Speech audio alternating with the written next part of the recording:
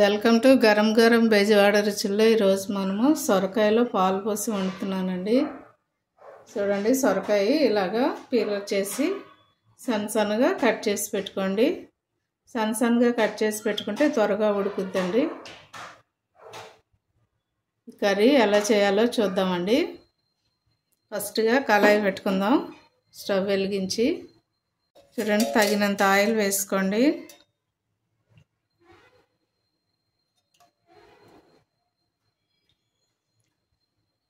ముందుగా మనం ఉల్లిపాయ ముక్కలు వేస్తున్నానండి, సన్నగా కట్ చేసి పెట్టుకున్నాయి.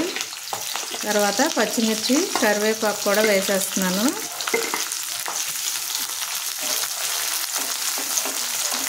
ఇప్పుడు మనం ఉల్లిపాయ ముక్కలు వేగిపోయినాయి కదండి, సొరకాయ వేసేసుకుందాము. ఈ సన్నగా కట్ చేసి పెట్టుకున్న సొరకాయ ముక్కలు దీనిలో వేసేస్తున్నాను.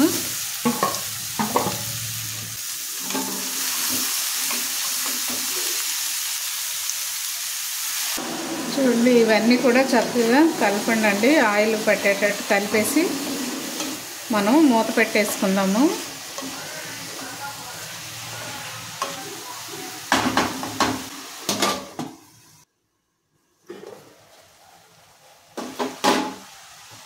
మనము సాల్ట్ వేసుకుంటున్నామండి.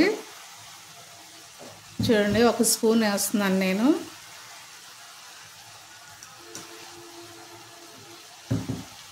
అలాగే కొంచెం పసుపు కూడా వేసేసుకోండి.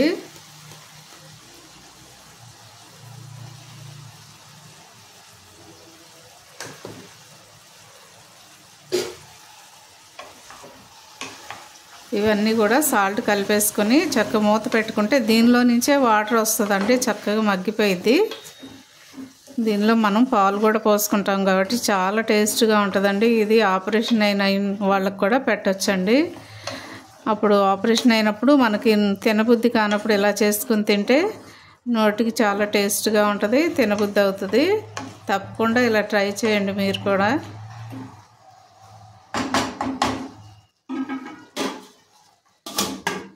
సరే, మూత తీసి చూద్దామండి.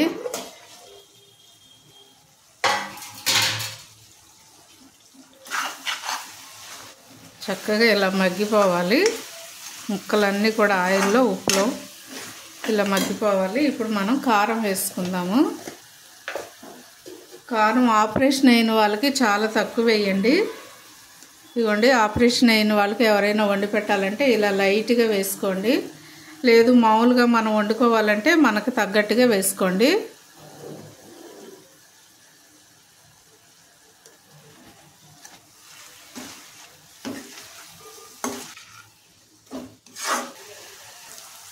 ఇప్పుడు మనం దీనిలో పాలు పోస్తున్నానండి.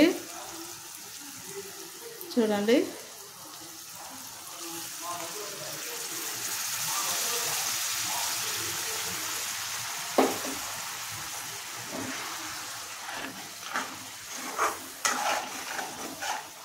ఇది రైస్లోకైనా చపాతీలోకైనా పొరాటాలకు దేనికైనా బాగుంటుందండి. రైస్లోకి అయితే ఇంకా బాగుంటుంది, సూపర్గా ఉంటుంది.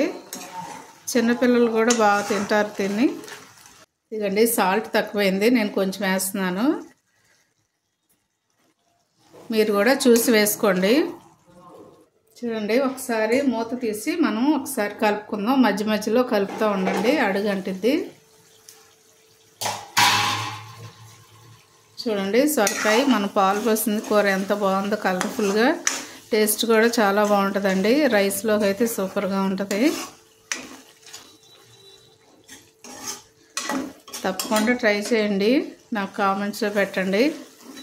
చూడండి, కర్రీ రెడీ అయిపోయిందండి. సో మనం ఇప్పుడు కొత్తిమీర వేసుకొని స్టవ్ కట్టేసేద్దాము. పాలన్నీ కూడా పూర్తిగా పట్టేసేయాలండి మొక్కకి. పాలన్నీ ఇలా విడివిడిగా పులుసుగా ఉంటే టేస్ట్ బాగోదు. ఇలాగా కూరకి పాలు మొత్తం కూడా ఈ మొక్కకి పట్టేసేయాలి, అప్పుడే ఈ కూర బాగుంటుందండి. ఇప్పుడు మనం కొంచెం కొత్తిమీర వేసేసుకుని దించేసుకుందాము.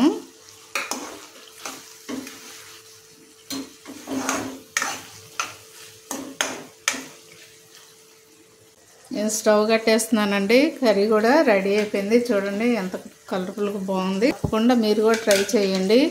అలాగే మా ఛానల్ని మర్చిపోవద్దండి, గరం గరం బెజవాడ రుచులు. సబ్స్క్రైబ్ చేయని వారంటే సబ్స్క్రైబ్ చేయండి, షేర్ చేయండి, లైక్ చేయండి. Thank you.